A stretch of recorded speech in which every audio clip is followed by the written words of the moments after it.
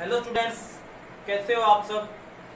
जो आज का टॉपिक है अपने पास कि विद्युत द्विध्रुव के कारण उसके सामान्य बिंदु r थीटा पर विद्युत विभव की गणना करना। तो सबसे पहले अपने को ये पता होना चाहिए जो विद्युत द्विध्रुव क्या होता है। जो विद्युत द्विध्रुव होता है वो दो आवेशों का एक ऐसा युग्म होता है कि जो वो आवेश होते हैं परिमाण में तो क्या होते हैं, समान होते हैं, परंतु प्रकृति में क्या होते हैं, एक दूसरे के विपरीत होते हैं। और उनके जो बीच की दूरी होती है दोनों आवेशों के, वो क्या होती है, अति अल्प होती है। तो आवेशों का ऐसा युग्म क्या कहलाता है, विद्युत द्विध्रुव। तो विद्युत द्विध्रुव के कारण मेरे को आज क्या निकालना है, विद्युत विभव। तो सबसे पहले मान लीजिए मेरे पास कोई ए बी एक क्या है, विद्युत द्विध्रुव है, जिसके ए बिंदु पर आवेश मान लिया -q है और बी बिंदु पर आवेश मान लिया +q है। इन दोनों आवेशों की जो बीच की दूरी मानी है वो मेरे पास कितनी है, 2a है। तो इसके केंद्र से मैंने कोई r दूरी पर एक पॉइंट ले लिया P, जहां मेरे को क्या करना है, इस द्विध्रुव के कारण इस P पॉइंट पर मेरे को क्या निकालना है, विद्युत विभव।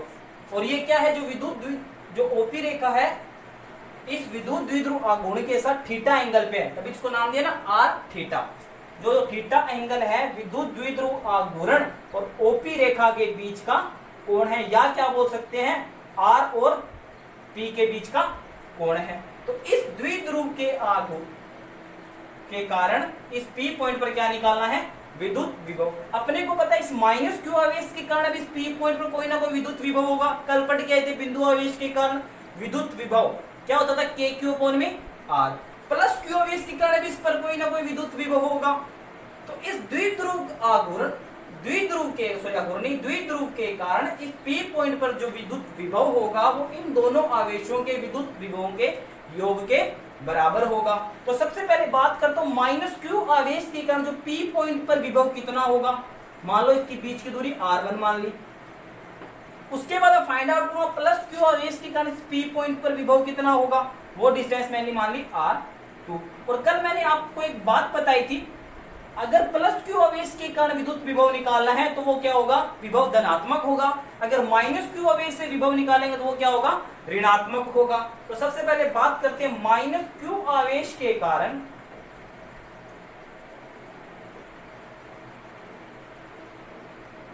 P बिंदु पर विभव कितना माने, मैंने V1 मान लिया। तो V1 की वैल्यू कितनी आएगी, मैंने बताया था -q आवेश के कारण जो विभव आएगा वो क्या आएगा, ऋणात्मक आएगा। तो -kq/r1, इसको समीकरण नंबर दे दी मैंने फर्स्ट। इसी प्रकार बात करें +q आवेश के कारण बिंदु P पर विभव कितना मान लिया, V2। तो +q आवेश के कारण जो विभव होगा वो कैसा होगा, धनात्मक होगा। कितना आ जाएगा, kq/r2। बीच की दूरी कितनी है, r2 है और ये r1 अभी मैंने मान लिया, बाद में इसकी r1 और r2 की क्या कर लेंगे, अपने वैल्यू निकाल लेंगे। तो अब इस द्विध्रुव के कारण जो P पॉइंट पर परिणामी विद्युत विभव कितना आएगा, तो विद्युत द्विध्रुव के कारण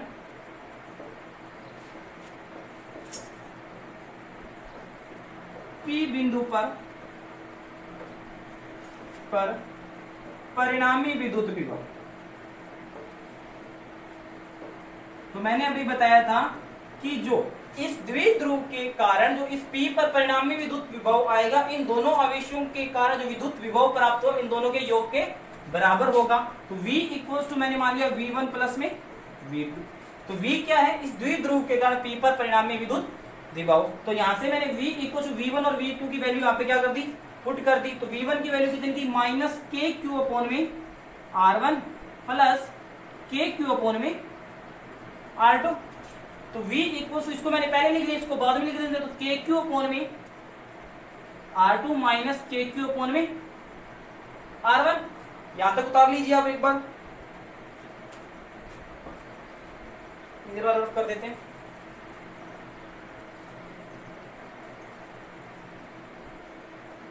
बात करते हैं अब देखो इसके आगे V इक्वल्स टू, अब देखो दोनों में KQ KQ कह रहा है, कॉमन निकाल सकते, दोनों सेम है।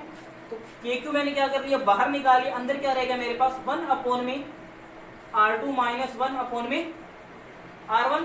तो V इक्वल्स टू के क्यू, यहां से एलसीएम कितना आ गया R1 R2, तो ऊपर कितना रह गया R1 माइनस R2। ये आ गया P पॉइंट पर परिणामी विद्युत विभव। अब क्या करेंगे, R1 और R2 की अपनी वैल्यू निकालेंगे।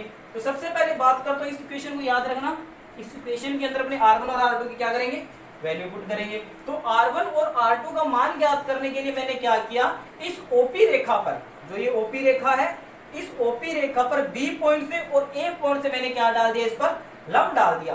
तो मैंने क्या किया, इस रेखा को थोड़ा आगे बढ़ा दिया। तो मैंने क्या किया, A बिंदु से इस पर क्या डाल दिया, एक लंब डाल दिया और इसको नाम दे दिया M, ठीक है। और फिर मैंने क्या किया, B बिंदु से इस OP रेखा पर क्या डाल दिया, लंब डाल दिया और इसको नाम दे दिया N। तो ध्यान रखना कि अगर इन दोनों आवेशों के बीच की दूरी अपने को क्या है पता है, अति अल्प होती है, बहुत कम होती है, उस कंडीशन में अपने मतलब अपने को जो R है वो ज्यादा है किससे, 2A से। तो उस कंडीशन के अंदर जो AP भुजा है अपने PM भुजा के बराबर मान सकते हैं। इसी प्रकार जो BP भुजा है अपने PN भुजा के बराबर मान सकते हैं। एक बात और बता देता हूं, मान लो ये कोई AP भुजा थी अपने पास और ये कोई ये वाली भुजा थी R डिस्टेंस वाली, और इनके बीच का एंगल मान लो बहुत कम है। तो अगर यहां से मैं लंब डालूं इस पर, जो डाला है लंब M, उस कंडीशन में दोनों भुजाएं आपस में क्या होंगी, बराबर होगी। सेम यही बात यहां लागू होगी BN के लिए। तो अपने आगे बात करते हैं, दोबारा कर रहा हूं मैं।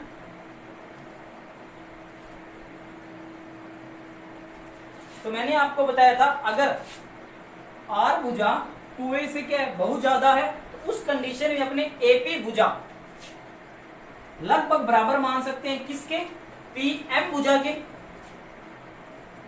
और दूसरी बात जो BP भुजा है वो लगभग किसके बराबर मान सकते हैं, PN भुजा के। पहले AP भुजा की वैल्यू क्या है अपने पास, R1, AP कितना है R1। जो PM भुजा है इसको मैंने दो भागों में डिवाइड कर लिया, तो दो भागों में PM को क्या लिखता हूं, PO प्लस में OM, PO प्लस में OM। तो R1 OP भुजा कितनी है, R प्लस OM। तो मैं क्या करूं, जो ये त्रिभुज दिखाई दे रहा है अपने को AMO, त्रिभुज AMO से मैं क्या करूंगा, OM भुजा की वैल्यू निकाल लूंगा। तो देखते हैं, देखो ये OM भुजा का कितना डिग्री का कोण है, 90 डिग्री का कोण है, ये जो आपको दिखाई दे रहा है। तो 90 के सामने वाली भुजा क्या होती है, कर्ण। तो कर्ण कितने अपने पास, AO, और AO की वैल्यू कितनी हो जाएगी, A, क्योंकि अपने पास O क्या है, केंद्र बिंदु है। तो कर्ण कितने अपने पास, AO। अब देखो ये एंगल थीटा है, तो ये भी कितना होगा, थीटा। क्यों, शीर्षाभिमुख कोण से। तो थीटा के सामने वाली भुजा क्या होगी, लंब। तो OM क्या रह गया अपने पास, आधार रह गया। और अपने को पता है आधार अपने को निकालना है, कर्ण अपने को पता है। तो आधार और कर्ण में एक रिलेशन होता है, वो होता है कोस। तो कोस थीटा की वैल्यू क्या आ जाएगी अपने पास, आधार बटा कर्ण। आधार कितना है, OM अपॉन में कर्ण कितना है, AO। तो यहां से बात करें OM अपने को निकालना है, और AO की लेंथ कितनी है अपने पास, A। तो OM भुजा कितनी आ गई अपने पास, A cos थीटा। तो OM की वैल्यू अपने कहां रख देंगे, इस इक्वेशन में। तो R1 की वैल्यू कितनी आ गई मेरे पास, R plus A cos theta. इसको इक्वेशन नंबर दे दिया मैंने 4। इसी प्रकार मैं किसकी वैल्यू निकाल लूंगा, PB भुजा की। इसी प्रकार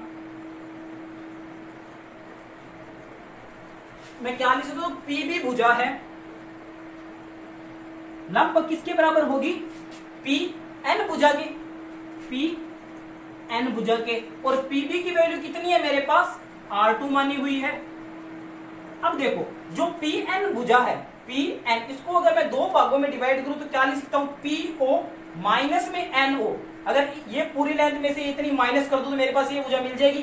तो क्या लिख सकता हूं, PO माइनस में ON।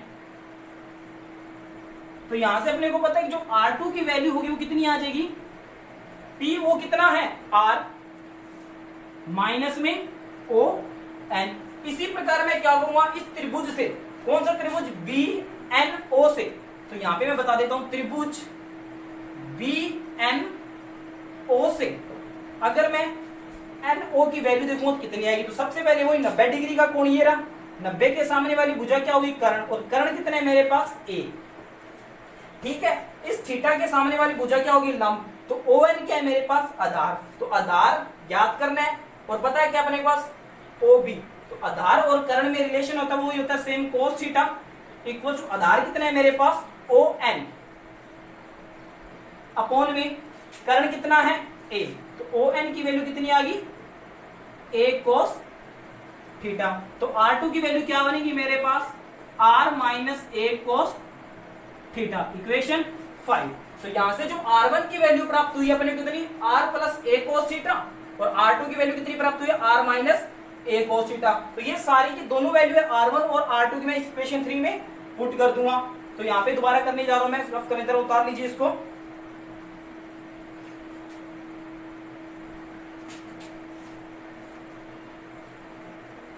ध्यान रखना जो R1 की वैल्यू है वो कितनी है, R plus A cos theta, और R2 की R minus A cos theta. तो यहां से समीकरण 3 से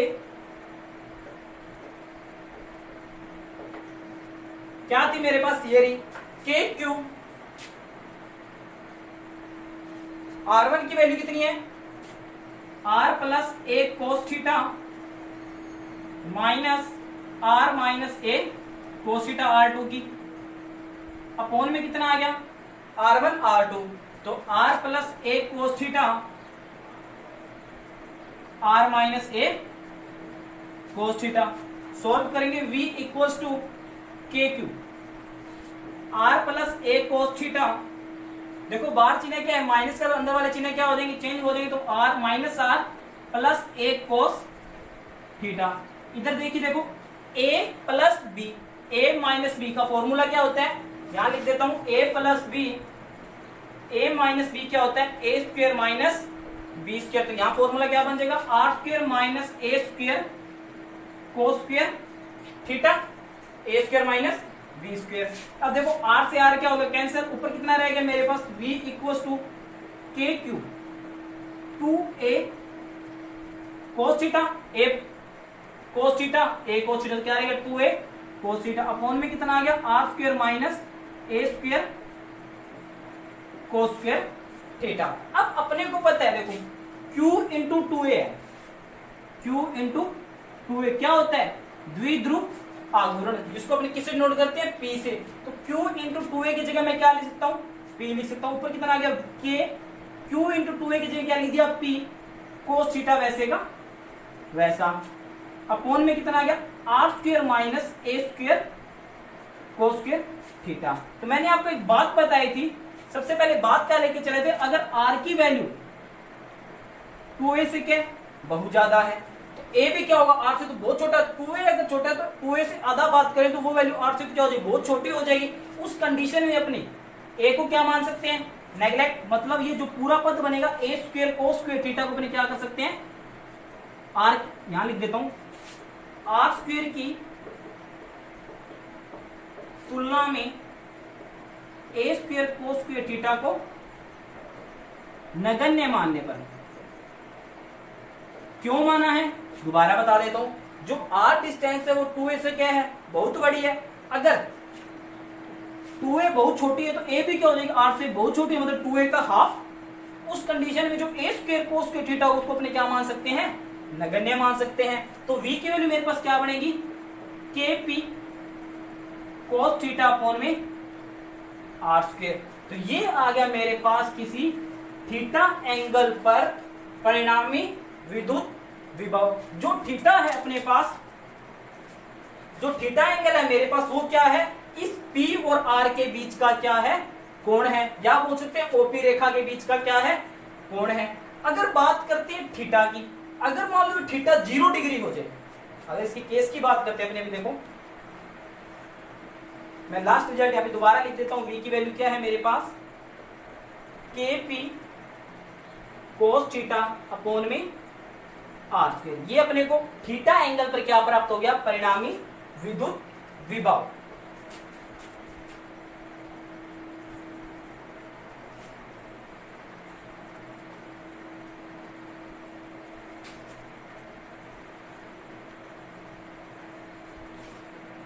जो परिणामी विद्युत विभव आर के साथ साथ किस पे डिपेंड करेगा, थीटा एंगल पर भी डिपेंड करेगा। तो केस फर्स्ट की बात करूं मैं, यदि थीटा इक्वल टू 0 डिग्री हो तो, अब 0 डिग्री का मतलब जो थीटा है वो कितना हो जाए 0, मतलब जो पी पॉइंट है वो कहां जाए, इसी रेखा पे आ जाए, तभी तो थीटा 0 होगा। तो ये रेखा कौन सी होगी, अक्ष होगी।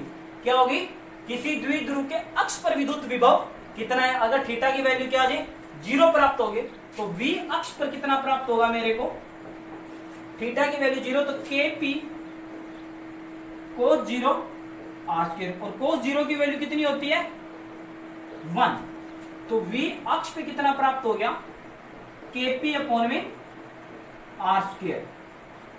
बात समझ आई। अगर थीटा की वैल्यू 0 हो जाएगी तो ये पी पॉइंट कहां जाएगा, इस द्विध्रुव के अक्ष पे आ जाएगा। तो अक्ष पर विद्युत विभव कितना होगा, के पी अपॉन में आर स्क्वायर। दूसरी बात, यदि थीटा 90 डिग्री हो तो, 90 डिग्री हो तो थीटा कहां जाएगा, बिल्कुल इस पी पॉइंट कहां जाएगा, इसकी निरक्ष बिंदु पे। तो ये थीटा यहां पे कितना बनेगा 90 डिग्री। तो v निरक्ष कितना प्राप्त होगा,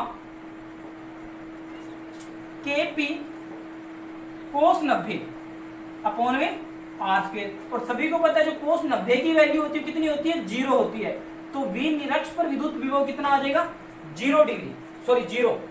तो ये था अपने पास अक्ष और निरक्ष पर विद्युत विभव। अगर मान लो क्वेश्चन सीधा आता है कि विद्युत द्विध्रुव के कारण उसकी सामान्य बिंदु r थीटा पर विद्युत विभव की गणना करो, तो यहां तक भी चल जाएगा। अगर वो केस पूछ लेता अपने को किसी विद्युत द्विध्रुव के कारण उसके अक्ष पर और निरक्ष पर विद्युत क्षेत्र, सॉरी विद्युत विभव बताइए, तो अपने क्या करेंगे, यहां तक निकाल के उसके आगे थीटा बराबर 0 डिग्री और थीटा बराबर 90 डिग्री भी पुट कर सकते हैं। और वैसे यहाँ पर सीधा देखें, इस पॉइंट पर अपना निकाला वो सीधा निकाल सकते हैं, पी पॉइंट पर विद्युत विभव और माइनस दोनों आएगा, के क्यू अपॉन में आर और प्लस में के क्यू दोनों कैंसिल हो जाएंगे, निरक्ष पर कितना आ जाएगा 0 आ जाएगा। तो ये था अपने पास सामान्य स्थिति पर कोई आर थीटा एंगल पर विद्युत विभव, और ये अपना निकाले अक्ष और निरक्ष पर। एक बात हो रहा है कि इसको सदिश रूप में नहीं डिनोट किया, तो सदिश रूप में देखते हैं अभी अपने। बार बार बता रहा हूं, जो थीटा एंगल है किसके बीच में, पी और आर के बीच में है। तो सदिश रूप में देखें अपने, सदिश रूप में निकालना है किसको, इस इक्वेशन को। v बराबर क्या अपने पास के पी कोस थीटा अपॉन में आर स्क्वायर। तो मैंने क्या किया, v इक्वल टू के पी, आर का गुणा कर दिया और आर के क्या कर दिया भाग लगा दिया, कितना आ गया आर क्यूब लगा दिया। तो v इक्वल टू के, अब p और r के बीच का क्या है थीटा गुणा, यहाँ पे p सदिश डॉट में r सदिश r क्यूब। तो ये आ गया अपने पास सदिश रूप में विद्युत विभव। डॉट हटाएंगे तो पी आर कोस थीटा। ये था अपने पास विद्युत द्विध्रुव के कारण विद्युत विभव। अपने पास एक न्यूमेरिकल है, डिस्कस करते हैं। उसको क्या दिया हुआ है कि दो बिंदु आवेश क्रमशः, कोई दो बिंदु, एक तो है 8 × 10⁻19 कूलम, वह -8 × 10⁻19 कूलम, मतलब दो समान आवेश है।